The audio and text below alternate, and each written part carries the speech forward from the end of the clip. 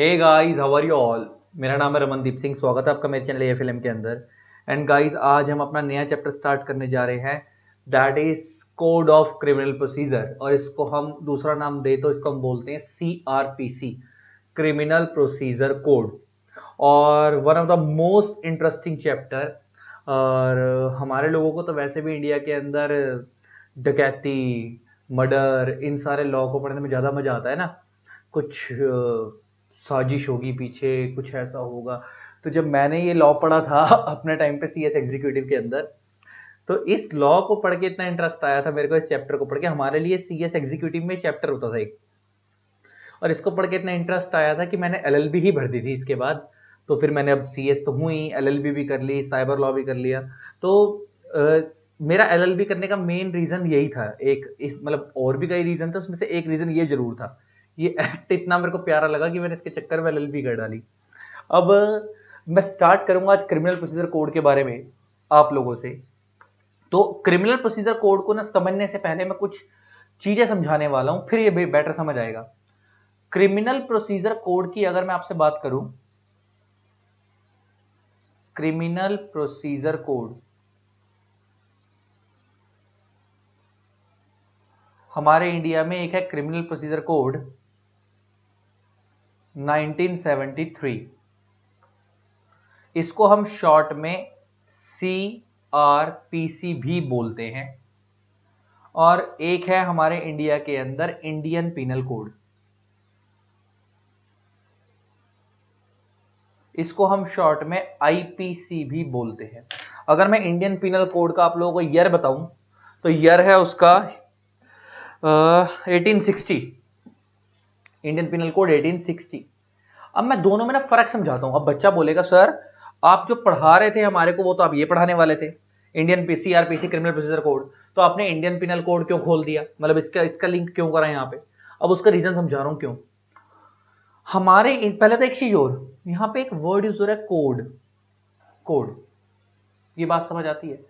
ये जो कोड है, ये जो यहां पे वर्ड आ रहा है, कोड का मतलब क्या है। ये क्या एक्ट नहीं है? क्या ये एक्ट नहीं है? अच्छा, वैसे नॉर्मली इंडिया में जो हम वर्ड लिखते हैं ऐसे लिखते हैं, जैसे कंपनीज एक्ट 2013 है ना, इंडियन कॉन्ट्रैक्ट एक्ट 1872 का है ना। इसके अलावा अगर मैं तुम्हारे से बात करूं तो बड़ा सारे जो भी है, कॉम्पिटिशन एक्ट 2002 है ना, इनकम टैक्स एक्ट 1961। तो हर जगह एक्ट होता है, यहाँ पे कोड क्यों लिखा है, यहाँ कोड क्यों लिखा है उसकी बात करूंगा। जैसे तुमने सुना होगा इंसोलेंसी बैंक्रप्सी कोड, वहां भी कोड है। ये कोड क्यों लिखा है मैं उसके बारे में भी बात करूंगा। तो पहले तो तुम्हें अगर नॉर्मल पता हो कि जब एक्ट लिखा होता है तो एक्ट का मतलब होता है लॉ। और तुमसे अगर कोई पूछे कि एक्ट कैसे बनता है, तो तुम्हें पता है कोई भी एक्ट बनने से पहले बिल होता है, फिर उस बिल को both the houses of parliament से पास कराया जाता है। Both the houses of parliament से पास कराया जाता है। वो both the houses of parliament कौन कौन से होते हैं? लोकसभा और राज्यसभा। और एक बार उसको लोकसभा और राज्यसभा ने पास कर दिया, देन उसके बाद प्रेसिडेंट ऑफ इंडिया अपनी असेंट देते हैं। प्रेसिडेंट ऑफ इंडिया क्या देते हैं? अपनी असेंट देते हैं। असेंट का मतलब होता है सहमति, कंसेंट देना, साइन करना। एक बार इसके ऊपर साइन करते हैं, then that bill becomes act. Then that bill becomes act. इसके अलावा अगर बहुत सिंपल सी भाषा में समझाएं तो कोई भी एक्ट बनने से पहले बिल होता है, देन उसको बोथ हाउस। बिल का मतलब क्या होता है? Draft law. बिल का मतलब क्या होता है?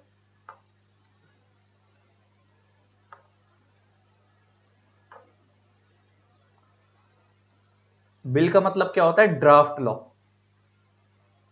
देन उस बिल को both the house of parliament से पास कराया जाता है, और वो both the house of parliament कौन से? लोकसभा और राज्यसभा। एक बार उस बिल को लोकसभा और राज्यसभा ने पास कर दिया, देन प्रेसिडेंट ऑफ इंडिया अपनी असेंट देते हैं, तब वो बिल एक्ट बन जाता है, कानून बन जाता है। और उसके बाद फिर क्या होता है कि एक जब वो लॉ बन जाता है, तो उसके बाद हम फिर सरकार बताती है कि इस लॉ को इफेक्टिव कब से करना है, इस लॉ को इफेक्टिव कब से करना है।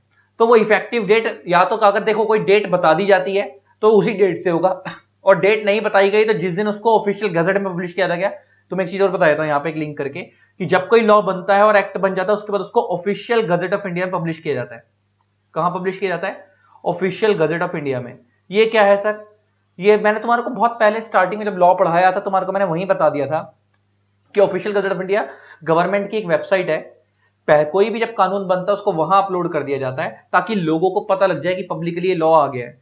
उसके लिए हमारे इंडिया में अगर आपको कोई लॉ डाउनलोड करना हो तो वो यहां से कर सकते हो, ई गजट से। egazette.nic.in, ये उनकी वेबसाइट है,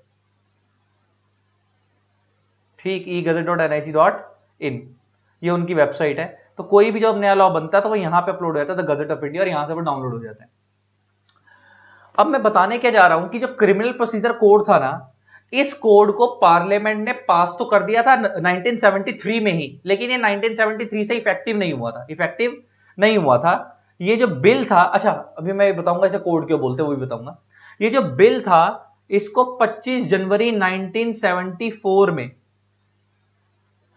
प्रेसिडेंट ने असेंट दी थी, प्रेसिडेंट ने असेंट दी थी। अच्छा, इसका मतलब प्रेसिडेंट ने साइन कब करा था इसके ऊपर? 25 जनवरी 1974 को।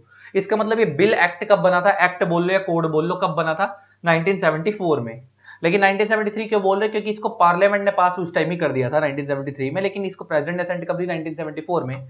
और उसके बाद भी इफेक्टिव नहीं हुआ। इफेक्टिव इसको करा गया 1 अप्रैल 1974 से। इफेक्टिव डेट क्या थी इसकी? 1 अप्रैल 1974। और इसको पार्लियामेंट ने कब पास करा था? 25 जनवरी 1974। लेकिन इफेक्टिव कब से हुआ? 1 अप्रैल 1974। तो ये एक बात हो गई। और एक चीज और, अब मैं तुम्हें समझाता हूं कोड क्यों बोल रहे हैं इसको, और फिर इंडियन पिनल कोड मैंने क्यों लिखा मैं उसके बारे में बात करता हूं। तो ये तुम्हें आया कब, तुम्हें ये पता लग गया, इफेक्टिव कब से हुआ ये भी पता लग गया। कोड जब तुमसे कोई पूछे ना कोड, तो कोड का मतलब होता है कंसोलिडेटिंग लॉ। कोड का मतलब क्या होता है? Consolidating law. कई सारे लॉ को जोड़ के एक नया law banana, that is code. जैसे एग्जांपल लेके बात करें, तुम लोगों ने इंसॉल्वेंसी बैंक्रप्सी कोड सुना होगा।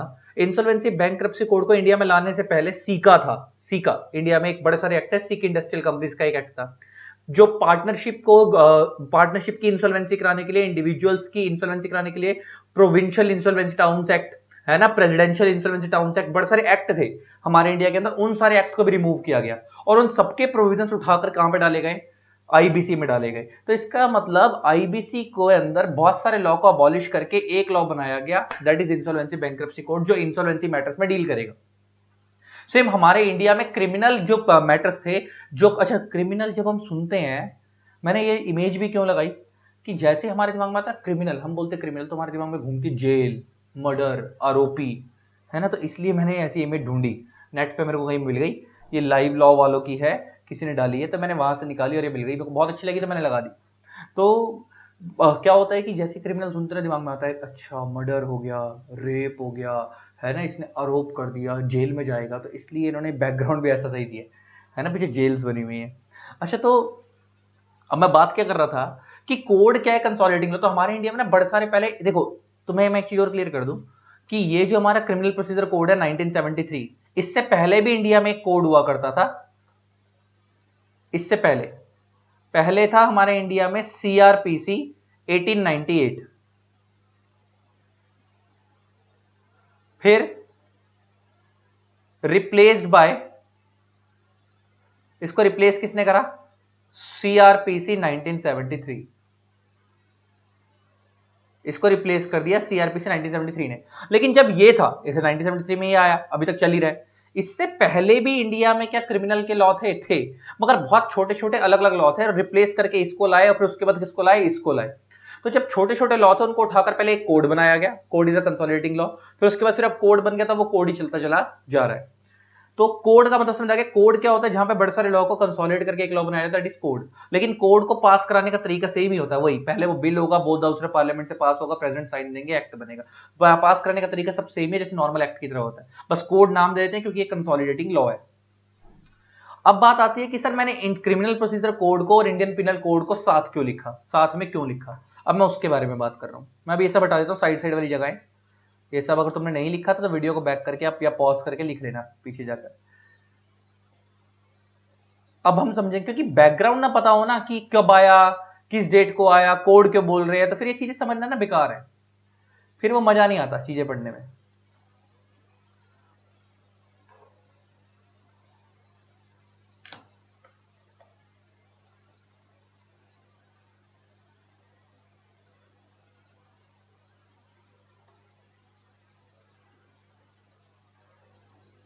देखो ये चीज याद रखना, हमारे इंडिया में कोई गुनाह क्या है, कोई चीज, देखो किसी ने कुछ गलत करा, जैसे मान लो मैंने किसी को थप्पड़ मार दिया, या मैंने किसी को गाली दे दी, तो क्या उस गाली देने को अपराध मानेंगे या नहीं मानेंगे, है ना? उस थप्पड़ मारने को ऑफेंस मानेंगे या नहीं मानेंगे? किसी चीज को ऑफेंस माना भी जाएगा या नहीं माना जाएगा, वो सब कहां लिखा हुआ है? इंडियन पिनल कोड में, कि हम किस चीज को ऑफेंस मानेंगे और किस चीज को ऑफेंस नहीं मानेंगे। जैसे सपोज मैंने, मेरे सामने वाले पड़ोसी से मेरी बनती नहीं है और मैं अपना घर बनवा रहा हूं, और मैंने घर बनवाने के वक्त क्या करा कि घर में आपको जब बता, जब घर बनता है तो सीमेंट आता है, ट्रक्स आते हैं, तो मैंने क्या करा, एक मिनट, तो मैंने क्या करा, जैसे घर बनता है, सीमेंट आते, ट्रक्स आते हैं, तो मैंने क्या करा कि अपने घर के बाहर ही मैंने सीमेंट वाला ट्रक मंगवाया और मैंने सामने वाले पड़ोसी के घर के बाहर ट्रक अनलोड करवा दिया। सारा सीमेंट का ट्रक उसकी दीवार के ऊपर अनलोड करवा दिया, उसकी दीवार गंदी हो गई। तो क्या ये जो मैंने हरकत करी है इसे ऑफेंस मानेंगे नहीं मानेंगे? तो वो सब कहां लिखा है? इंडियन पिनल कोड में। तो offence and their punishment, offences and their punishments, offences समझ आता है ना? ऑफेंस का मतलब अपराध, जुर्म, एंड देयर पनिशमेंट, कि कोई चीज गुनाह मानी जाएगी या नहीं मानी जाएगी, और अगर वो गुनाह मानी जाएगी तो उसकी पनिशमेंट कितनी होगी, वो सब कहां लिखी है? इसमें, इंडियन पिनल कोड में। और वो पनिशमेंट देनी कैसे है और किस कोर्ट में वो केस जाएगा, वो सब कहां लिखा है? प्रोसीजरल कोड के अंदर। नाम से क्लियर हो रहा है, procedure, criminal procedure code, it is a procedural law. इस वाले लॉ को हम बोलते हैं सब्सटेंटिव लॉ। सब्सटेंटिव लॉ वो लॉ होते हैं जो किसी चीज का राइट और ड्यूटी बताते हैं, कि मतलब नॉर्मली राइट्स बताते हैं या ड्यूटीज बताते हैं या आपको उस चीज के जड़ बताते हैं। जैसे यहां पे ऑफेंस और पनिशमेंट जो इसने बताया कि अल्टीमेटली इस एक्ट को बनाने का मेन मकसद क्या है, कि ये ऑफेंसेस क्या होंगे और उनकी पनिशमेंट कितनी होगी, वो कहां लिखी हुई है? इंडियन पिनल कोड में। उसको सजा मिलेगी कैसे मुजरिम को, वो कहां लिखी हुई है? प्रोसीजर कोड में। जैसे एग्जांपल लेके बात करते हैं, मैंने किसी को रैप्टा मारा, अब रैप्टा मारना इज ऑफेंस, एग्जांपल लेके बात करते हैं, ठीक है, तो वो यहां कवर है। लेकिन वो जो रैप्टा मारा, क्या वो सिविल ऑफेंस है या क्रिमिनल ऑफेंस है? सिविल मींस जहां हमारे को जेल नहीं होती, क्रिमिनल मींस जहां पे हमारे को जेल होती है। तो अब मैंने कोई ऐसा गुनाह करा जहां मेरे को जेल हो जाएगी, तो क्या वो सिविल ऑफेंस माना जाएगा, क्रिमिनल ऑफेंस माना जाएगा? पहली बात। दूसरी बात, अगर वो माना जाएगा तो वो किस कोर्ट में केस जाएगा? नीचे लेवल पे बहुत सारे कोर्ट्स होते हैं, डिस्ट्रिक्ट कोर्ट, सेशन कोर्ट, वो भी तुम्हें बताऊंगा डिस्ट्रिक्ट कोर्ट, सेशन कोर्ट क्या होते हैं। तो वो किस कोर्ट में केस जाएगा, वो कोर्ट कहां, किस कोर्ट में केस जाएगा, वो ये लिखा हुआ है। अच्छा, वो केस कैसे चलेगा? कोर्ट में जब आप एप्लीकेशन लगाओगे तो कौन कौन से डॉक्यूमेंट्स लगाने पड़ेंगे केस करने के लिए, कितने एफिडेविट्स लगाने पड़ेंगे, कितनी कोर्ट फीस लगेगी, वो सब कहां लिखा हुआ है? यहाँ पे। वो सब कहां लिखा हुआ है? यहाँ पे। इसका मतलब कोई ऑफेंस माना जाएगा नहीं माना जाएगा, और माना जाएगा तो उसके अपराध की सजा कितनी होनी चाहिए, वो सब यहाँ लिखी हुई है। 5 साल की सजा, 10 साल की सजा, है ना? उसके ऊपर 5 लाख का फाइन, 10 लाख का फाइन। और वो सजा मिलेगी कैसे, है ना? और वो किस कोर्ट में केस चलेगा, वो सब प्रोसीजर कहां पे लिखा हुआ है? यहाँ पे। वो सब प्रोसीजर कहां पे लिखा हुआ है? यहाँ पे। तो इसका मतलब है दोनों लॉ राइट टुगेदर है। अच्छा, मेरे क्वेश्चन है, दोनों में से ज्यादा इंपॉर्टेंस किस लॉ की है? दोनों में से ज्यादा इंपॉर्टेंस किस लॉ की है, या कौन सा लॉ ज्यादा रेलेवेंट है? इंडियन पिनल कोड या criminal procedure code? Indian penal code या क्रिमिनल प्रोसीजर कोड? बेटा दोनों, बोथ। ये दोनों एक दूसरे को सप्लीमेंट करते हैं। क्या करते हैं? सप्लीमेंट करते हैं, एक दूसरे की मदद करते हैं। तो दोनों ही इंपॉर्टेंट है, दोनों ही इंपॉर्टेंट है। तुम्हें एक ना नोट डलवा देता हूं, तुम्हें लिखवा देता हूं एक चीज, ताकि तुम्हारे लोगों को फिर ये जो मैंने चीज अभी समझाई है, तुम्हें ये चीज याद ही रहे हमेशा। एक मिनट, मैं लिखवाता हूं कि इंडियन पिनल कोड और सीआरपीसी का काम क्या है। तुम्हें मैंने समझा तो दिया ही है, अब लिख लो, लिखवा देता हूं, लिखो।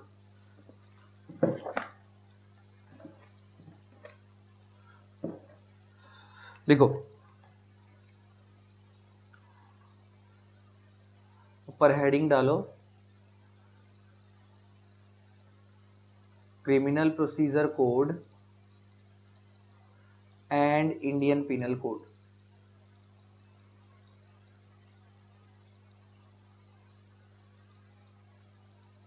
लिखो, the criminal procedure code, points बना लेना, एरो बना लेना। The criminal procedure code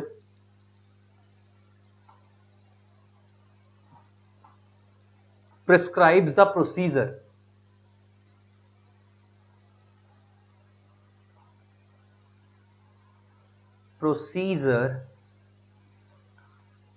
for trial of offenses, trial of offenses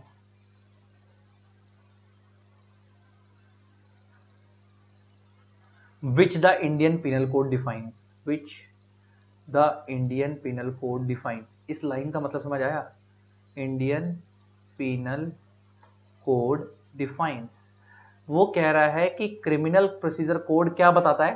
procedure बताता है कि trial of offence, trial of offence मुकदमा कैसे लड़ा जाएगा, मुकदमा कैसे लड़ा जाएगा कोर्ट के अंदर। ट्रायल ऑफ ऑफेंसेस, किस चीज का मुकदमा? उस अपराध का मुकदमा which the Indian penal code defines, मतलब ऑफेंस कहां पे डिफाइन है? इंडियन पिनल कोड में, लेकिन उस मुकदमे के अगेंस्ट केस कैसे लड़ा जाएगा, उसका प्रोसीजर कहां पे लिखा हुआ है? क्रिमिनल प्रोसीजर कोड में। ये बात समझ आती है?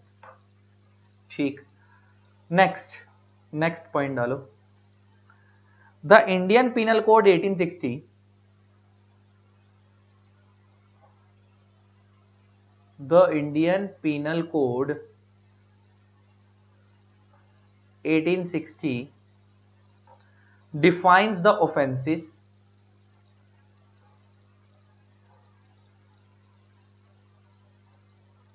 and provides for their punishment.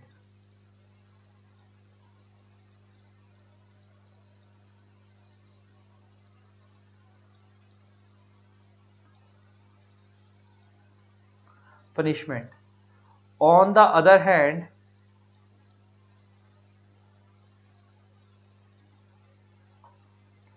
Criminal Procedure Code 1973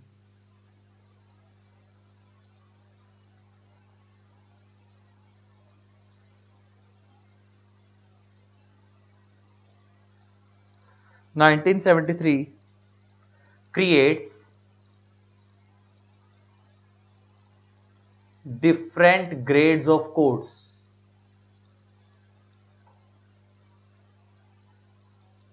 Different grades of courts, prescribes power of such courts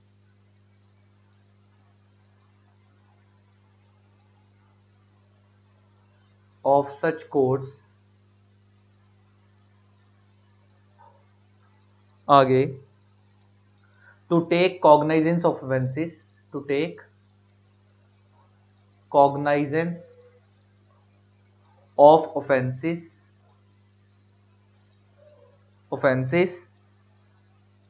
and deals with the several proceedings of the court, and deals with the several proceedings of the court, deals with the several proceedings of the court, several proceedings, एक minute wait for a moment. हाँ जी, तो आगे देखो, आगे लिखो, and deal with the several proceedings, deal with the several proceedings of the courts, ये नीचे आते हैं, deals with the several proceedings of the courts, एक मिनट रुक जाओ, ऑफ द कोर्ट्स, आगे at various stages of inquiry and trial, at various stages of inquiry and trial. आगे तो थर्ड पॉइंट आ गया, the main objective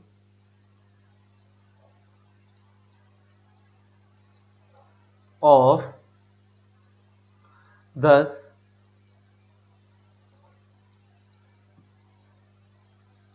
criminal procedure code is thus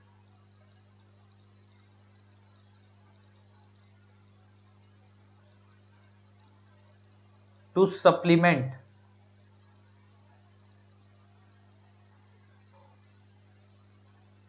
the Indian Penal Code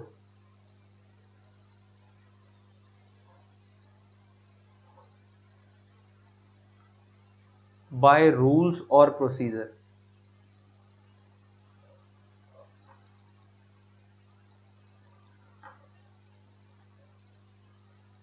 by rules or procedure। तो basically अब फटाफट अब देखेंगे तीनों पॉइंट्स को। तो अब जरा देखो,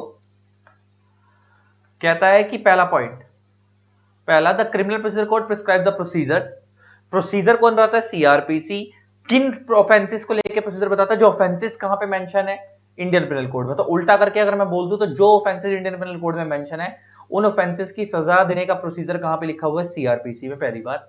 next, Indian penal code defines the offence and provides for their punishment. ये तो तुम्हें बता ही दिया मैंने कि ऑफेंस क्या होगा और उस ऑफेंस की पहली बात तो ऑफेंसेस का मतलब उन्होंने बताया है आईपीसी ने कि किस चीज को ऑफेंस मानेंगे, किस चीज को ऑफेंस नहीं मानेंगे, और जब मानेंगे तो उसकी कितनी सजा मिलेगी वो भी कहां लिखी हुई है, आईपीसी में। लेकिन on the other hand criminal procedure code 1973 creates different grades of court. आपको पता होगा हमारे इंडिया बहुत सारे कोर्ट है, district courts, high court, supreme court, session courts वगैरह वगैरह, सब बताऊंगा तुम्हारे को अभी आगे।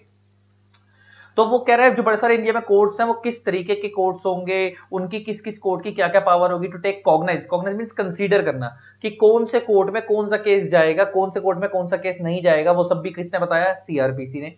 And deals with the several proceedings of the court at various stage of inquiry and trial. जब कोर्ट में केस चलता है, मुकदमेबाजी चलती है, तो बड़े सारे डेट तारीख पे तारीख पड़ती है, तो किस किस डेट पे कैसे कैसे काम होगा, किस किस स्टेज पे क्या काम होगा। डिस्ट्रिक्ट कोर्ट में केस लड़ने का तरीका अलग होता है, सेशन कोर्ट में अलग होता है, हाई कोर्ट में अलग होता है, सुप्रीम कोर्ट में अलग होता है। तो सब जगह केस लड़ने का तरीका कैसा होगा वो सब भी कौन बताएगा, सीआरपीसी बताएगा। और नीचे thus the main objective of the criminal procedure code is thus to supplement the Indian penal code by rules और procedure। तो अल्टीमेटली क्रिमिनल प्रोसीजर कोड किसकी हेल्प कर रहा है, सीआरपीसी की हेल्प कर रहा है, उसको सप्लीमेंट करके कि जो सीआरपीसी में ऑफेंस बताए गए हैं उनको किस तरीके से सजा देनी है उन ऑफेंसेस को लेके, वो सब कहां बताई गई है, सीआरपीसी में। तो दोनों एक दूसरे के साथ है। अब एक बड़ी चीज समझने वाली है ना, बहुत सारे लोग बोलते हैं कि सर हमारे इंडिया के अंदर अगर ऑफेंस, लोग बोलते हैं कि ये इंडियन पिनल कोड जो है वो ज्यादा इंपॉर्टेंस रखता है, क्योंकि अगर ये ऑफेंस ही ना बताता तो सीआरपीसी सजा किस चीज की देता, सीआरपीसी सजा किस चीज की देता। कि लोग बोलते हैं, कुछ लोग बोलते हैं, अपने अलग अलग लोगों के अलग अलग पॉइंट ऑफ व्यू है। मैंने तुम्हें बताया कि दोनों इक्वली इंपॉर्टेंट है, लेकिन बहुत सारे लोग ऐसा बोलते हैं इंडिया के अंदर कि सर जो सीआरपीसी से ज्यादा आईपीसी इंपॉर्टेंस रखता है, क्योंकि ऑफेंस क्या है और उसकी पनिशमेंट क्या है वो तो आईपीसी में बताइए, अगर वो ही ना बताता तो उसका प्रोसीजर फिर तो बात की बात है, कंपनी लॉ वाली। मगर मेरा कहना यह है कि तुमने आईपीसी में सजा बता दी, बड़े ध्यान से सुनना, सजा बता दी और तुमने उसकी पेनल्टी भी बता दी कितनी होगी, लेकिन अगर मतलब सजा कह रहा हूं, तुमने ऑफेंस बता दिया, अपराध बता दिया क्या है, और उसकी सजा भी बता दी कितनी होगी, लेकिन उस सजा को देने के लिए प्रोसीजर ही अच्छा नहीं है, तो फिर फायदा क्या हो उसका, वो सजा ढंग से तुम दे ही नहीं पाओगे। एक बात बताओ ना, तुमने कार बनानी, तुम कार का सारा सामान ले आए, है ना, सपोज तुम अपना घर में तुम कंप्यूटर असेंबल करते हो, तुम कार बना रहे हो खुद, तुम अपनी कार का सारा सामान ले आए, लेकिन बनाने का तरीका ही अच्छा नहीं है। या घर में खाना बनता है तो खाना बनाने के लिए सारा सामान इकट्ठा कर लिया, लेकिन उस खाना बनाने को बनाने वाला ही अच्छा नहीं है, खाना ढंग से उसे बनाना ही नहीं आता, तो खाना स्वाद नहीं लगेगा ना, बेकार लगेगा। ऑल्दो बिना बच्चा बॉयस में भी बोल सकता है कि बिना सामान के खाना कैसे बनेगा, लेकिन सामान आने के बाद भी कौन सा गारंटी कि वो खाना खाया जाएगा, बढ़िया होगा तभी तो खाया जाएगा।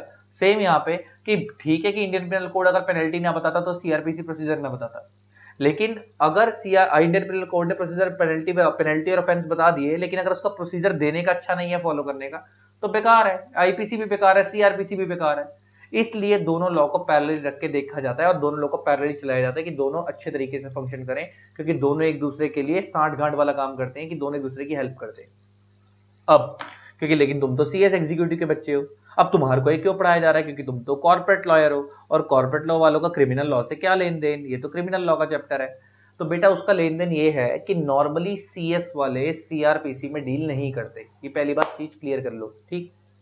हम basically we are corporate lawyers, हम कंपनीज के मैटर ही देखते हैं, हमारा मेन लाइन वही है, कंपनी लॉ, सेबी लॉ, है ना, फेमा के लॉज, टैक्सेशन लॉज, है ना, कैपिटल मार्केट लॉज, वो हमारे मेन लॉज वही हैं।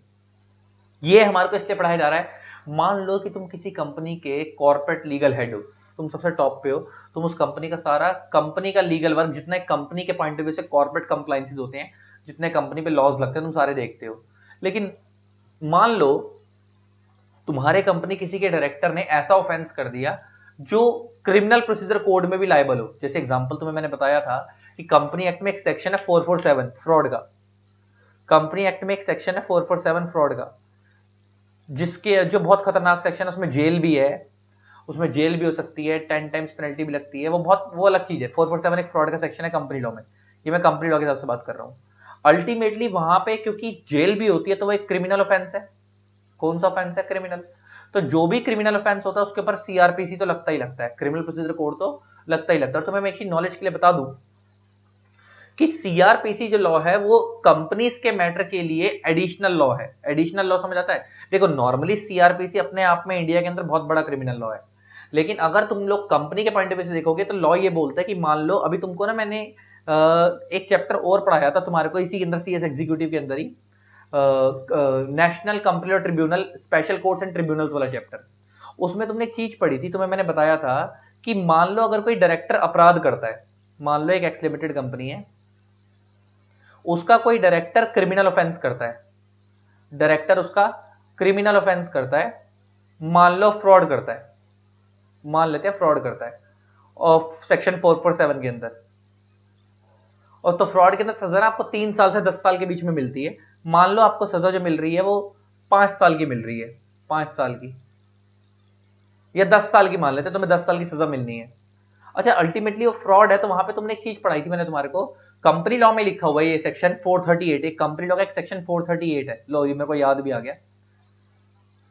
उस सेक्शन के अंदर क्लियर कट लिखा हुआ है कि नॉर्मली तुम्हें मैं पहले दिखा भी देता हूं, तुम्हें आज कंपनी लॉ से कनेक्टिविटी मजा तो आएगा, जिंदगी में लॉ को लिंक कर करके पढ़ना सीखो। तुम्हें दिखाता हूं कंपनी लॉ से सीआरपीसी का लिंक दिखाता हूं तुम्हारे को।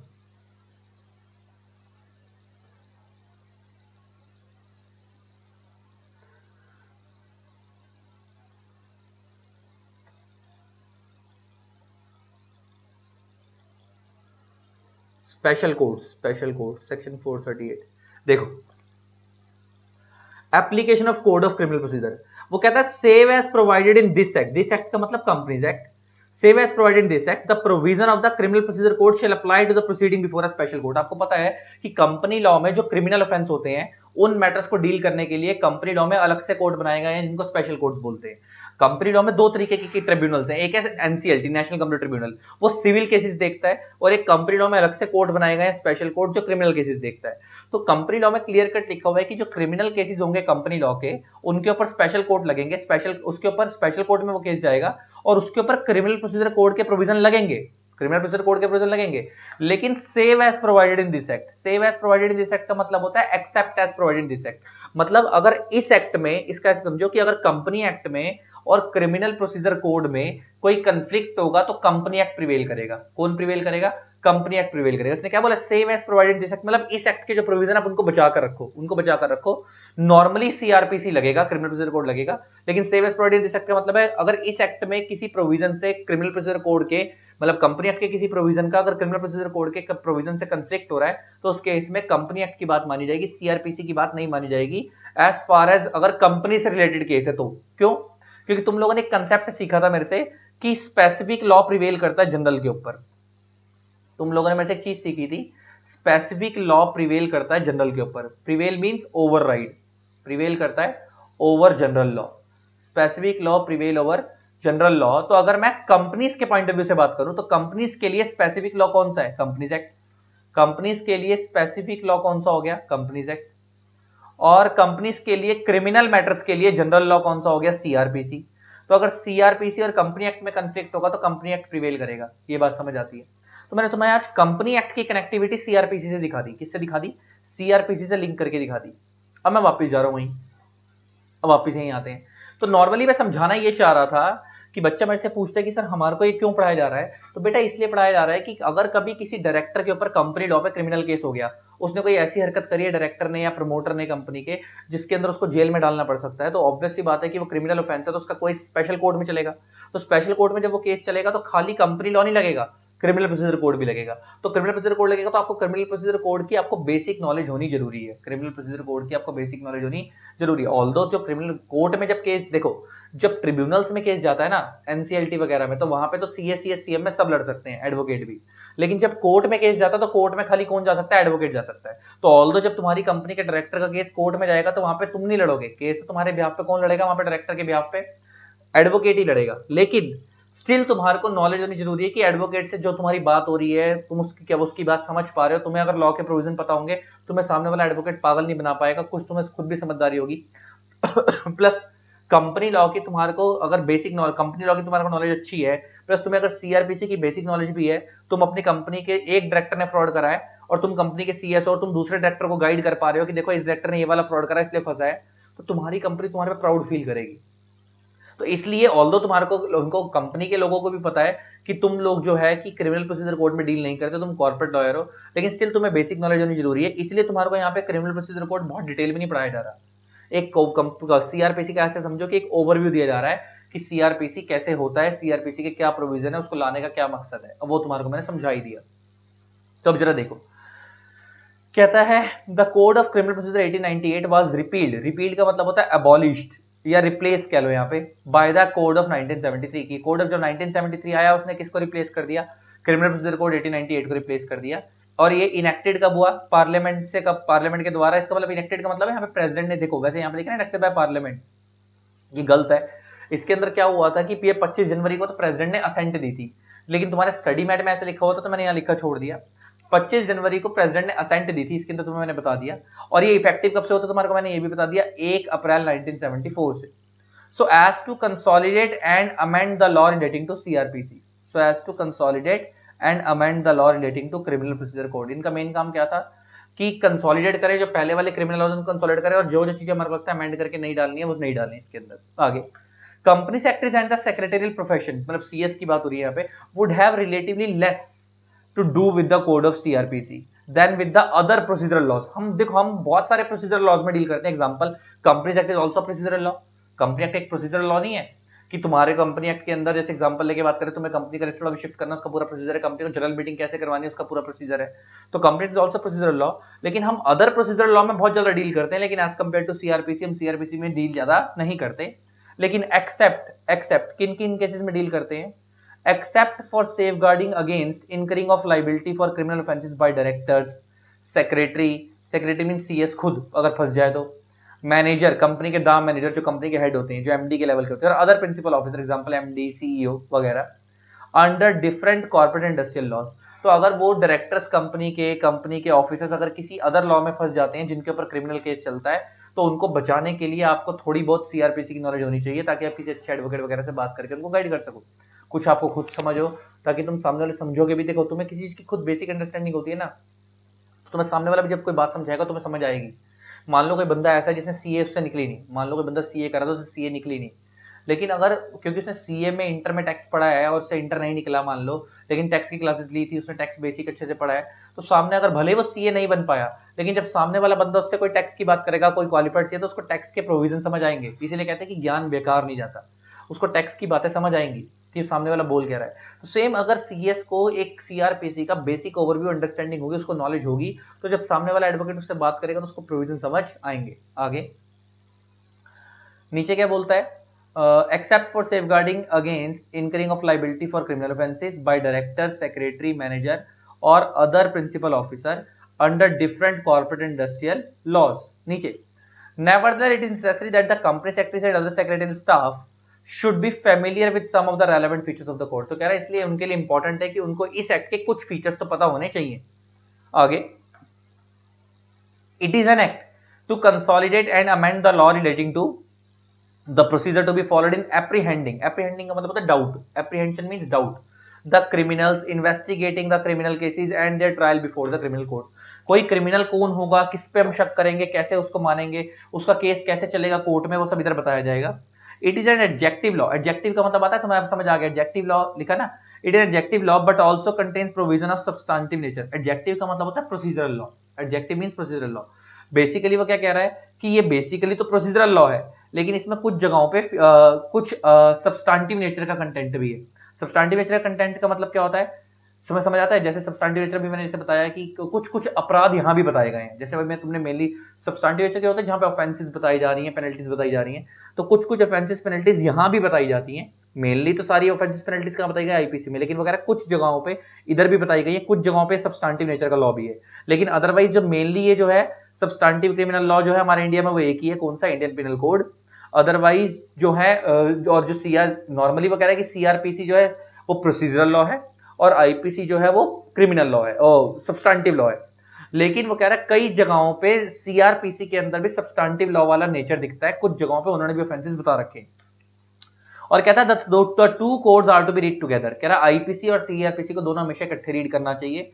The code also provides for machinery का मतलब होता है procedure for punishment of offences under some other acts. मतलब देखो लाइन निकल के आई, the code also provides machinery for punishment of offences under some other acts. मतलब अगर किसी बंदे ने कोई अपराध करा है किसी दूसरे एक्ट में, इस एक्ट में जैसे एग्जांपल कंपनीज एक्ट में करा है या कंपटीशन एक्ट में करा है, अगर किसी बंदे ने किसी दूसरे एक्ट में भी कोई अपराध करा है तो वो जो उसने अपराध करा है उसकी सजा यहां भी बताई गई है कुछ जगहों पे। कुछ जगहों पे जैसे भी तुम खुद देख लो कि कंपनी एक्ट ने भी क्लियर कट बोल दिया था कि कुछ जगहों पे हमारे पास भी सीआरपीसी के प्रोविजन लगेंगे जब तक कंट्रडिक्शन राइज नहीं हो रही। कंट्रडिक्शन होगी तो कंपनी एक्ट प्रिवेल करेगा, लेकिन कंपनी एक्ट ने खुद बोला था कि हमारे ऊपर किसके प्रोविजन लगेंगे, सीआरपीसी के। ऐसे जगह जगह बहुत सारे लॉ में लिखा हुआ है कि हमारे ऊपर किसके प्रोविजन लगेंगे, सीआरपीसी के। तो कह रहे हैं कि हमारे इस एक्ट के अंदर बहुत सारी प्रोसीजर ऐसे भी दिए गए हैं सजा देने के जो ऑफेंस इस एक्ट में नहीं है, वो ऑफेंस किसी दूसरे लॉ में डिफाइन है और दूसरे जगहों के अपराध हैं। जैसे इंडियन पिनल कोड में ऑफेंस बताए गए हैं, लेकिन अगर कंपनी एक्ट वगैरह में कोई ऑफेंस है उसके भी प्रोसीजर कई बार यहां पे दिए गए हैं। तो अब हम आगे पढ़ेंगे इंपॉर्टेंट डेफिनेशन से। कहां से पढ़ेंगे? इंपॉर्टेंट डेफिनेशन से। अब मजा आएगा। ठीक, अब देखते हैं क्या। तो गाइस अब हम करते हैं ऑफेंस। अब हम क्या करते हैं? ऑफेंस डेफिनेशन से स्टार्ट कर रहे हैं और पहली डेफिनेशन है ऑफेंस की, जो कि मोस्ट इंपॉर्टेंट डेफिनेशन है। ऑफेंस को अगर हिंदी में बोले तो इसका मतलब होता है अपराध, है ना। ऑफेंस को हम अपराध बोलते हैं। अब ऑफेंस किसको मानेंगे किसको नहीं मानेंगे, कौन सा ऑफेंस क्रिमिनल प्रोसीजर कोड के अंदर पनिशेबल है, मैं उसके बारे में बात करूंगा आज आप लोगों से। अब बड़े ध्यान से सुनना। लॉ कहता है कोई भी ऑफेंस, कोई भी गुनाह तब तक गुनाह नहीं माना जाता जब तक उसके अंदर मेंस रिया नहीं होता। क्या नहीं होता? मेंस रिया नहीं होता। मेंस रिया का मतलब होता है गिल्टी माइंड। गिल्टी माइंड बोल लो या गिल्टी इंटेंट बोल लो, कि मतलब आपकी गलत इच्छा है, आपकी कुछ गलत करने की इच्छा है, आपकी कुछ गलत करने की इंटेंशन है, इच्छा है। एग्जाम्पल लेके बात करते हैं, ध्यान से सुनना। लॉ कहता है ऑफेंस तब माना जाएगा as per criminal procedure code, कोई भी ऑफेंस की सजा आपको तब मिलेगी, वो ऑफेंस तब माना जाएगा जिसके अंदर मेंसरिया होगा। जिसके अंदर क्या होगा? मेंसरिया। तो अब मेंसरिया का मतलब क्या होता है? Guilty mind. अब एग्जांपल लेके समझते हैं, पर ध्यान से सुनना कि कौन सा ऑफेंस माना जाएगा और कौन सा ऑफेंस नहीं माना जाएगा। एग्जांपल लेके बात करते हैं। मान लो एक पर्सन है, उसके घर में चोर आ गया। जैसे एग्जांपल मेरे ऊपर ले लेते हैं। मान लो मेरे घर पे चोर आ गया, मैं रात को सो रहा था और मेरे घर में चोर आ गया, ठीक। और मान लो कि मेरे पास एक गन भी है, मैंने उसका लाइसेंस भी बनवा रखा। तुम लोगों ने देखा होगा ना, बहुत बड़े बड़े जो लोग होते हैं या जो बहुत गांव विलेजेस के अंदर जो रहते हैं, जो अकेले रहते हैं, जिनकी बहुत बड़ी बड़ी कोठियां होती हैं, तो उनके पास रिवॉल्वर्स होती हैं, गन्स होती हैं, उन्होंने लाइसेंस ले रखे होते हैं उसके प्रॉपर। तो मान लो कि मेरे पास एक गन है, मैंने उसका लाइसेंस ले रखा है, एग्जाम्पल लेके बात कर रहा हूँ। और मैं सो रहा था और मान लो मैं वो गन जो है ना वो अपने पिलो के नीचे रख के सोता हूँ, पिलो के नीचे रख के सोता हूँ, एग्जाम्पल लेके बात कर रहे हैं। चोर आया रात को मेरे घर, चोर चोरी करने आया, चोरी वो कर ही रहा था कि मीनवाइल मैंने उसको पकड़ लिया, मैंने उसको पकड़ लिया। अब मैं उसको पकड़ के मैं मारने लगा था, तो इतनी देर में उसने मेरे को बोला कि सर मेरे को छोड़ दो, मेरे से गलती हो गई है, मैं आगे से ये काम नहीं करूंगा, मेरे को आज जाने दो। अब ध्यान से सुनना, मैंने उसको बोला चल जा, कोई बात नहीं, तेरे को माफ करा, तेरे को माफ करा। अब वो वहां से जा रहा है, वो चुपचाप जा रहा है, मैंने उसको छोड़ दिया। अब वो जा रहा है, मैंने पीछे से मार दी गोली, पीछे उसको गोली मार दी और बंदा मर गया, बंदा मर गया। ये ऑफेंस है? यस, ये ऑफेंस है, ये ऑफेंस है, क्योंकि मैंने जो अपराध करा। अच्छा, ऑफेंस क्यों है? क्योंकि मर्डर है, और ये जो मैंने मर्डर करा ये मैंने गिल्टी इंटेंशन से करा है, इसके अंदर मेंस था, मेरा गलत इंटेंशन थी। मैंने जब उसको छोड़ दिया तो मैं उसको या तो उसे पकड़ के पुलिस में दे देता, जो मैंने छोड़ दिया पीछे में गोली मारा, उसका मेरी इंटेंशन गलत है। केस टू, केस टू पर ध्यान सुनना। मैं रोड से जा रहा था, गाड़ी चलाता हुआ मजे से, एकदम से सामने से कोई रॉन्ग साइड से गाड़ी लेकर आया, स्कूटर लेके आया, मैं अपने सही ट्रैक पे हूं, सामने से कोई बंदा स्कूटर लेकर आया बड़ी तेजी से रॉन्ग साइड पे, और मेरी गाड़ी के नीचे आ गया, मेरी गाड़ी के नीचे आ गया, और ऑन द स्पॉट उसकी डेथ हो गई। एक किस्म से यहां भी उसकी डेथ हुई है। पहले वाले एग्जांपल में बंदा मेरे से मरा था, इस वाले एग्जांपल में बंदा मेरे से मरा है, लेकिन क्या यहां मेरी गिल्टी इंटेंशन थी? क्या मैंने जान के मारा है? नहीं। क्या वो अनइंटेंशनली मरा है? यस। अगर ये प्रूव हो जाएगा कि ये एक्सीडेंटली था, और मेरी गलती नहीं थी, मैंने जान के नहीं मारा था, वो बंदा रॉन्ग साइड से तो मेरे को कोर्ट छोड़ देगा, मेरे को कोर्ट छोड़ देगा क्योंकि इसमें मेरी कोई गलती है ही नहीं, अगर सीसीटीवी से फुटेज निकल के आ जाएगी। इसका मतलब एक अपराध तब तक अपराध नहीं माना जाता जब तक उसमें मेंस रिया नहीं होता। क्या नहीं होता? मेंस रिया नहीं होता। पक्का पक्का लॉक कर दे। तो ऑफेंस का मतलब समझ आ गया। Offence means guilty mind, sorry, offence means अपराध। और वो ऑफेंस कब ऑफेंस माना जाएगा? जब तक उसके अंदर मेंस रिया नहीं होगा तब तक वो ऑफेंस नहीं माना जाएगा। अब रीड करते हैं, अब देखो देखो offense. An offense is what the legislature classes as punishable. Legislature means lawmaker. Legislature का मतलब क्या होता है? lawmaker. Offense, वो कह रहा है offense एक ऐसी चीज है जिसको लॉ मेकर ने क्या बनाया है? पनिशेबल बनाया। मतलब अगर आपने ऑफेंस करा तो आपको पनिशमेंट मिलेगी। ऑफेंस होता क्या? अभी नीचे डेफिनेशन आएगी, अभी नीचे डेफिनेशन आएगी, पढ़ाऊंगा। Mens rea a bad intention. Mens rea, अभी मैंने बताया ना, मेंसरिया का मतलब क्या होता है? और गिल्टी और अ गिल्ट, मैंने बताया ना, अभी मैंने बताया ना, मेंसरिया का मतलब क्या होता है? गिल्टी माइंड या गिल्टी माइंड मींस तुम्हारी गलत इंटेंशन है, तुम्हारे गलत इंटेंशन मतलब वो बैड इंटेंशन है। आगे, is an essential ingredient of every offence. आ गई बात। कोई भी बंदा अगर ऑफेंस करता है उसका असेंशियल इंग्रेडिएंट क्या है? मेंसरिया। अगर मेंसरिया नहीं है तो इसका मतलब ऑफेंस ऑफेंस नहीं माना जाएगा। किसी भी ऑफेंस को अगर आपको प्रूव करना है क्रिमिनल प्रोसीजर कोड में, क्रिमिनल प्रोसीजर कोड में, नॉर्मल केस के अंदर नहीं, क्रिमिनल प्रोसीजर कोड की आपसे बात कर रहा हूं, तो आपको मेंसरिया प्रूव करना पड़ेगा। अब जरा अब उसकी ऑफेंस की डेफिनेशन देखते हैं। Section 2 clause N of the CrPC defines the word offence. Section 2 clause N में सीआरपीसी के डिफाइन किया गया वर्ड ऑफेंस को, और इसमें क्या बताया गया? Offence to mean any act or omission. ये लाइन बड़ी इंपॉर्टेंट है। Any act or omission. Any act means या तो आपने कुछ कर दिया, और ओमिशन मींस या आपसे कोई भूल हो गई। ओमिशन मींस या आपसे कोई भूल हो गई, या आपने कुछ कर दिया या आपसे कोई भूल हो गई। इसको अंडरलाइन करते हैं। Mens rea means any act or omission made punishable by any law. अब यहां से अंडरलाइन निकल के आ रही है। ऑफेंस मींस, ऑफेंस पढ़ रहे थे हम, मेंसरिया बोल गया मैं। Offence means any act or omission made punishable by any law for the time being in force. पे नहीं रुक जाओ। मतलब तुम्हें मैंने अभी बताया था, तुम्हें याद होगा, वो कहता है कि ऑफेंस एक ऐसा ऑफेंस है कि आपने कोई ऐसा काम करा है या कोई ऐसी गलती। अच्छा, ये जो ओमिशन है ना, अब बच्चा बोलता है सर वो जो एक्सीडेंट हो तो वो गलती थी, ये वो वाली गलती की बात नहीं हो रही, क्योंकि अगर आप इस गलती को मेंसरिया से लिंक करोगे तभी वो ऑफेंस माना जाएगा। क्योंकि भले ही आपने एक्ट करा हो या ओमिशन करी हो, अगर मेंसरिया नहीं है तो फिर तो आप ऑफेंस ही नहीं करा। इसका मतलब आपने कोई गलती करी है या आपने वो चीज जान के करी है, लेकिन अगर उसमें मेंसरिया है तभी वो ऑफेंस माना जाएगा। इसका मतलब यहाँ पे जो ओमिशन की बात हो रही है ना, वो ओमिशन ओमिशन नहीं है, वो बेसिकली इंटेंशनल ओमिशन की बात हो रही है। ये ओमिशन नॉर्मल ओमिशन नहीं है, क्या है? Intentional omission. एक होता है, देखो बड़े ध्यान से सुनना, एक होता है तुमसे एक्चुअल में गलती हो गई, उसे हम बोलते हैं ओमिशन। एक होता है कि तुमसे गलती हुई नहीं है, तुम उसे दिखा रहे हो कि मेरे से गलती हुई है, तुमने किया जान के है लेकिन तुम उसे दिखा कह रहे हो कि मेरे से गलती हुई है। तो अगर ऐसा कोई केस निकला और बाद में मेंसरिया प्रूव हो गया, जैसे सपोज एग्जांपल, तुमने किसी बंदे को गाड़ी से उड़ाया, अब तुम कोर्ट में दिखा रहे हो कि तुमसे गलती हुई है, इसका मतलब तुम क्या प्रूव करना चाह रहे हो? कि ये ओमिशन है। लेकिन अगर कोर्ट में ये प्रूव हो गया कि तुमने जान के वो गाड़ी से मारा है, वो एक्सीडेंट नहीं था, इसका मतलब फिर वो ओमिशन ओमिशन नहीं कहलाएगा, वो क्या कहलाएगा? इंटेंशनल ओमिशन कहलाएगा। इसका मतलब तुम उसे गलती मनवा रहे थे लेकिन वो गलती थी नहीं, वो तुमने जान के मारा है, क्योंकि उसमें मेंसरिया प्रूव हो गया। तो ले दे के ऑफेंस को ऑफेंस आप तब मानोगे आपने कोई भी ऐसा काम करा है या आपने कोई भी ऐसी भूल करी है जिसके अंदर मेंसरिया इन्वॉल्व है, भले किसी भी लॉ में। एक लाइन बड़ी इंपॉर्टेंट है, किसी भी लॉ में। जैसे एग्जांपल, कंपनी के केस के अंदर अगर कोई डायरेक्टर कंपनी से, मान लो डायरेक्टर बहुत बड़ी इंटेंशनली कंपनी के फंड्स की हेराफेरी करता है। अच्छा, हेराफेरी करता है, कंपनी के शेयर होल्डर्स का सारा पैसा इधर उधर ठिकाने लगा दिया, पर्सनल पर्पस के लिए यूज कर लिया, इधर उधर कर लिया है, और मान लो अच्छा फ्रॉड का केस हो गया। फ्रॉड के केस में जेल होती है, आपको पता है, और जेल होगी तो वो क्रिमिनल ऑफेंस हो गया, क्रिमिनल ऑफेंस हो गया तो क्रिमिनल प्रोसीजर कोड भी लगेगा। लेकिन वो फंसा किस लॉ में? कंपनी लॉ में, क्रिमिनल प्रोसीजर कोड में? वो पहले कहां फंसा? कंपनी लॉ में।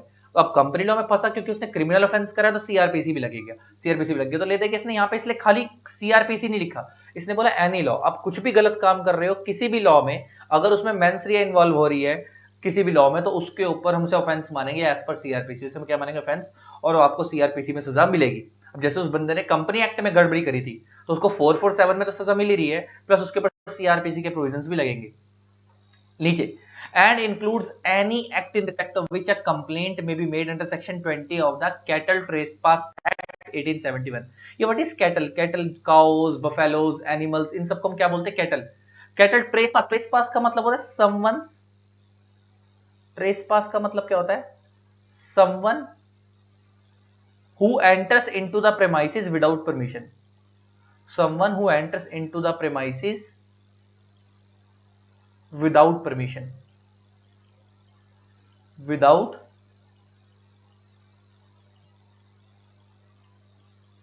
परमिशन।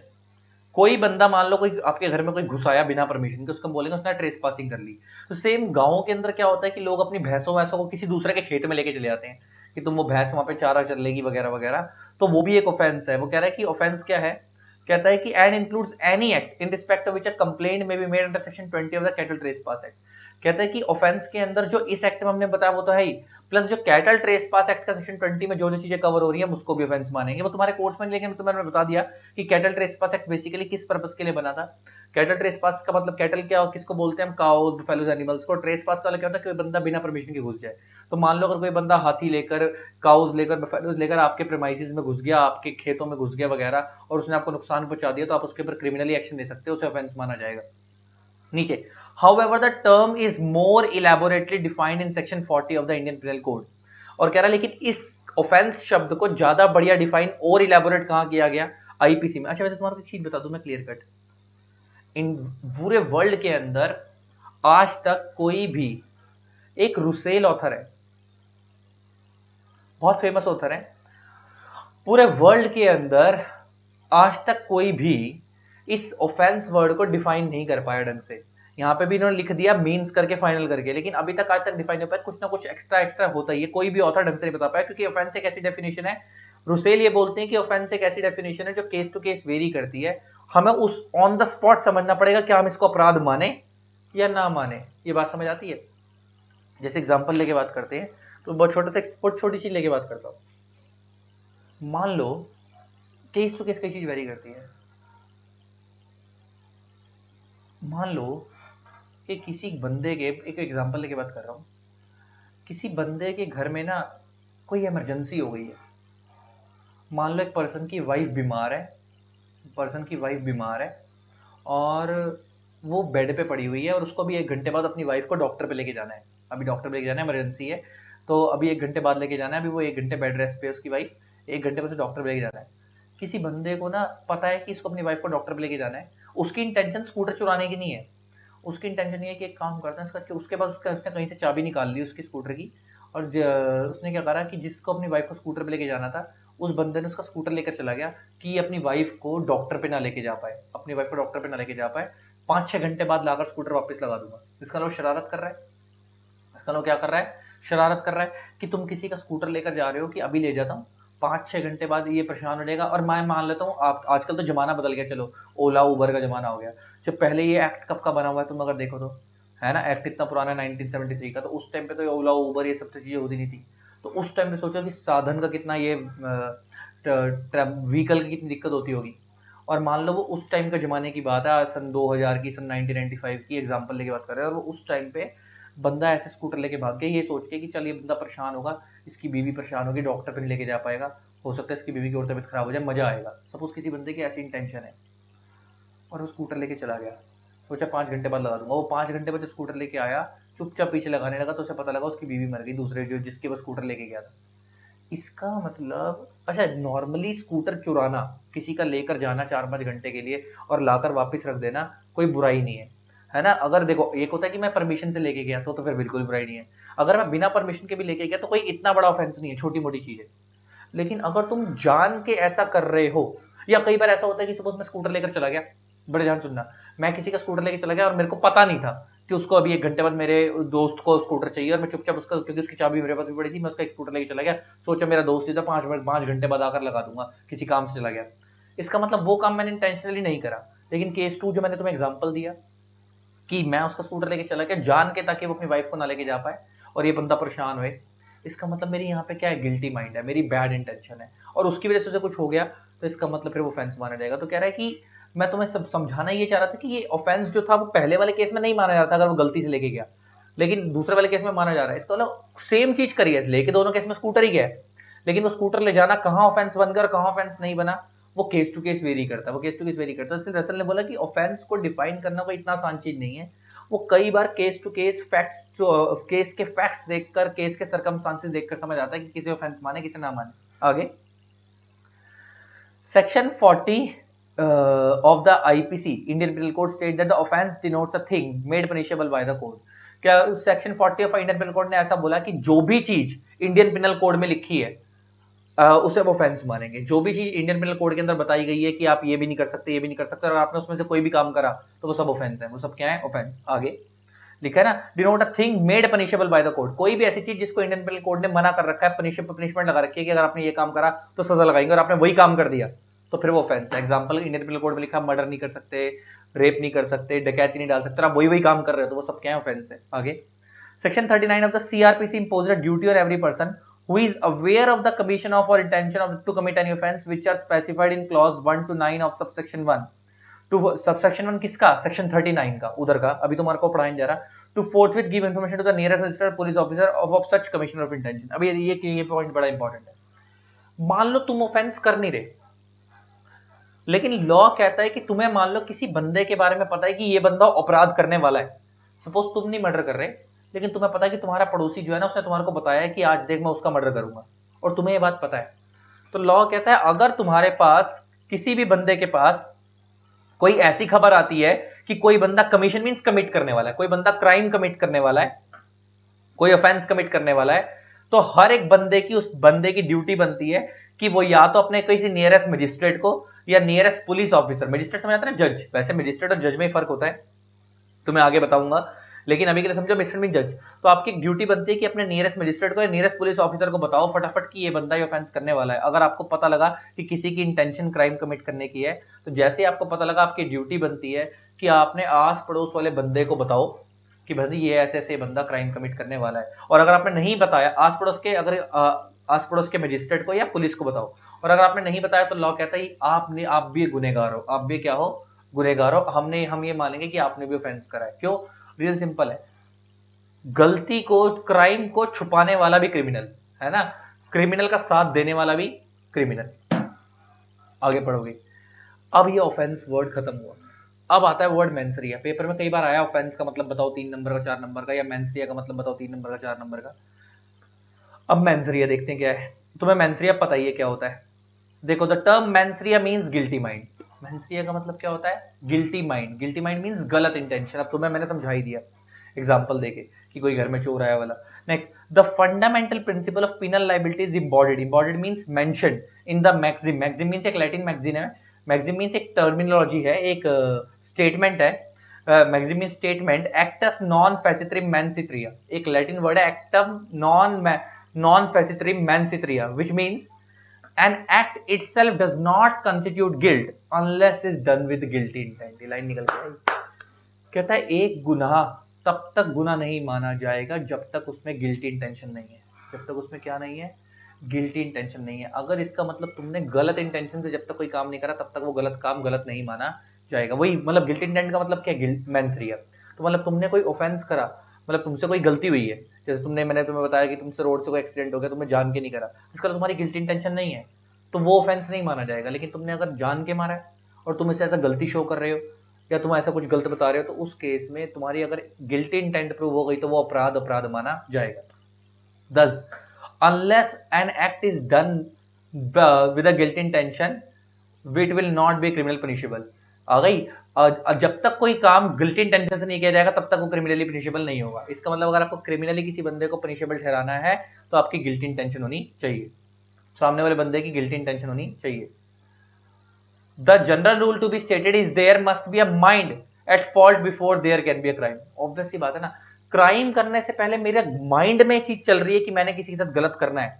अगर वो चीज प्रूव हो गई कि ये बंदा पहले से, देखो सपोज कोई आतंकवादी है, तुमने देखा होगा कितनी बार ऐसे हुआ, जैसे कसाब आया था, लादेन आया था, वो जो पाकिस्तान से लोग आए, जैसे आईएसआई क्या बोलते हैं उसको, आईएसआई के एजेंट या पाकिस्तान से लोग आते हैं, यार एक चीज बोलते हैं ना वहां पे, मैं नाम, तालिबान तालिबान तालिबान के जो लोग आ गए या पाकिस्तान से जो लोग आ गए, जो ये टेररिस्ट होते हैं, एग्जाम्पल लेके बात करते हैं, तो वो जब आते हैं तो उनका एक पहले ना एक क्लियर कट इंटेंशन होती है उनकी, क्या कि भाई हम लोग इस बंदे को ऐसे मारेंगे, ये करेंगे, वो करेंगे। इसका मतलब उनकी पहले से इंटेंशन है मारने की, वो कोई एक आइडिया लेकर आए हैं, आप पूरा माइंड बनाकर आए हैं। तो वो क्या कहता है, तो कह रहा है कि जब भी किसी बंदे को, देखो लिखा है ना, general to be studied there must be a mind at fault before there can be a crime. अगर आप क्राइम कर, जब देखो सपोज तुम्हें किसी का मर्डर करना है, तुम पहले सोचोगे ना किसका करना है, क्यों करना है, तुम सारी चीजें सोचोगे। अगर तुम यही नहीं सोचोगे तो इसका मतलब तुम्हारी कोई, अगर लेके देखो, अगर किसी बंदे से कि सामने वाले बंदा किसी की गाड़ी के नीचे आ जाए, तो वो सोच के नहीं गया था घर से कि मैंने इसको मारना है, तो इसका मतलब उसके दिमाग में कुछ ऐसा चला, तो अपना ट्रैवल कर रहा था, कहीं जा रहा था, रास्ते में कोई बंदा गलत साइड से आ गया, उसकी गाड़ी के नीचे आ गया, मर गया। लेकिन केस टू, मैं यहाँ रास्ते से सोचता हुआ जा रहा हूँ कि आज मैं उसको अपनी गाड़ी के नीचे मार दूंगा, इसका मतलब मेरी गिल्टी इंटेंशन है। तो कह रहा है जब तक आपकी गिल्टी इंटेंशन है तभी वो क्राइम माना जाएगा। Mens rea is a subjective matter, subjective matter समझ आता है, it varies from case to case. आपको देखना पड़ेगा हर बंदे का केस पकड़कर, varies, subjective matter means varies from case to case. आपको देखना पड़ेगा क्या ये जो इसने गलत चीज करी है वो एक्चुअल में, देखो दोनों ही केस में डेथ हुई है बंदे की, या तो गाड़ी के नीचे मैंने जान के मारा है, या गाड़ी के नीचे वो गलती से आ गया।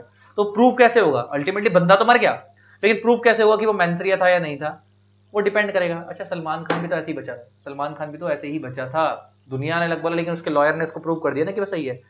तो इसका मतलब एक चीज तो सच्चाई है, हमारे इंडिया में इसी चीज का तो लोग फायदा उठाते हैं।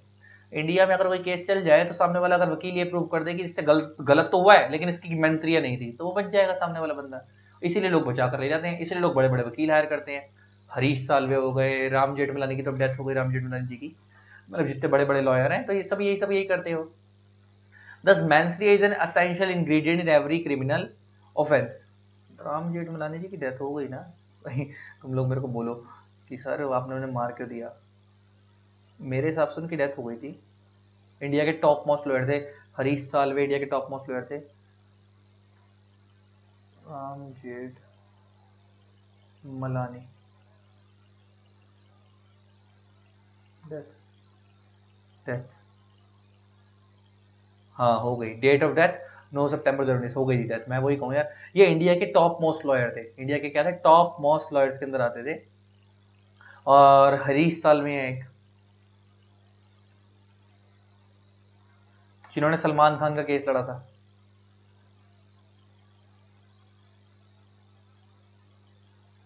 By profession he was a chartered accountant, पहले वो सीए थे, उसके बाद उन्होंने एलएलबी करी। उनकी डिटेल्स मैं तुम्हें थोड़ा सा इनका वो दिखाता हूँ। कुलभूषण यादव का जो केस लड़ा था, कुलभूषण यादव का, वो भी इन्होंने लड़ा था। ये रे हरीश साल्वे जी, ठीक, चलो ये भी इंडिया के टॉप मोस्ट लॉयर में आते हैं, ऐसे तो बहुत सारे हैं। चलो, हाँ, तो कहता है कि किसी भी चीज को गुनाह प्रूव करने के लिए the general rule to be stated is that there must be a mind at fault before there can be a crime. वो क्राइम तभी माना जाएगा जब माइंड होगा। और कह रहा है mens rea is a subjective matter, subjective matter means it varies from case to case. अच्छा, thus mens rea is an essential ingredient in every criminal offence. तो कह रहा है मेंसरिया एक एसेंशियल इंग्रेडिएंट है कि किसी भी ऑफेंस को अगर प्रूव करना तो मेंसरिया होना जरूरी है। The motive is not an intention. अच्छा, लाइन बड़ी इंपॉर्टेंट है, motive is not an intention. अच्छा, मोटिव और इंटेंशन में भी फर्क होता है, एक चीज समझना। बहुत सारे लोग ना, मोटिव का मतलब क्या होता है, मेरे ये करने की मोटिव है, ये इच्छा है। इंटेंशन का मतलब भी मेरा ये करने की इच्छा होती है। लेकिन मोटिव का मतलब ना बेसिकली इच्छा नहीं होती, लोग इच्छा समझ लेते हैं। मोटिव का मतलब होता है रीजन, मोटिव का होता है रीजन। इंटेंशन का मतलब होता है आपकी इच्छा, जिसको बोले, और मोटिव का मतलब होता है रीजन। जैसे एग्जांपल लेके बात करें, एग्जांपल लेके बात करते हैं, मैं किसी का मर्डर करना चाहता हूं, मान लो मिस्टर ए मिस्टर बी का मर्डर करना चाहता है। बड़े ध्यान से सुनना, क्योंकि ना हमारे इंडिया में लोग मोटिव और इंटेंशन को, मोटिव एंड इंटेंशन वर्ड को लोग इंटरचेंजेबली यूज करते हैं हमारे इंडिया में। मोटिव एंड इंटेंशन को ना हमारे इंडिया में लोग इंटरचेंजेबली यूज करते हैं।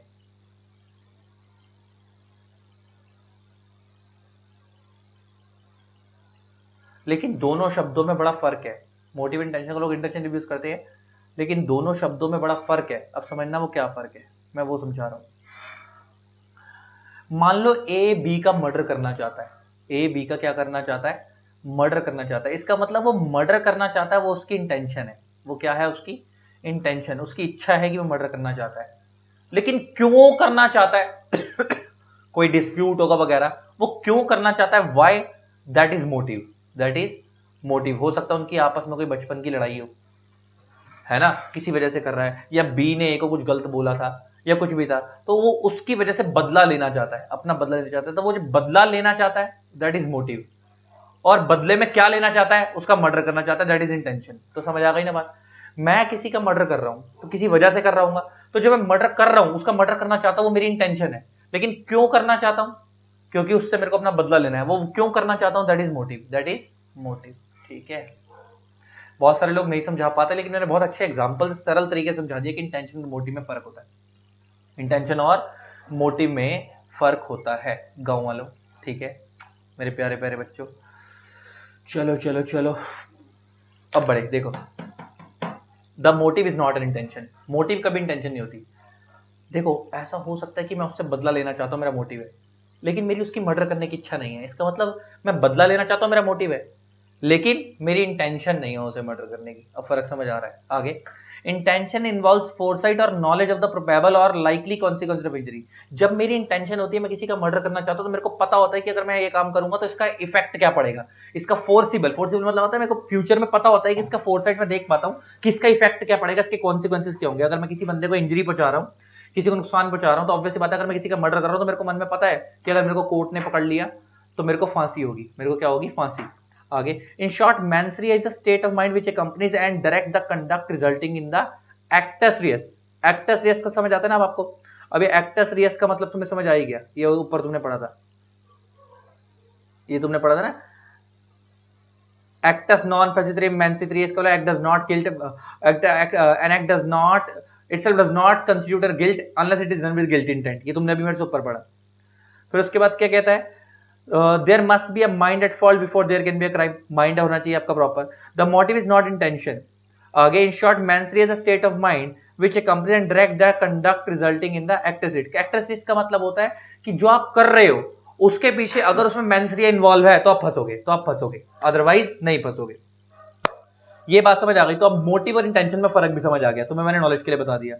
अब आता है bailable offences, non bailable offences. अब ये देखते हैं क्या चीज है। ठीक है, अब ये देखते हैं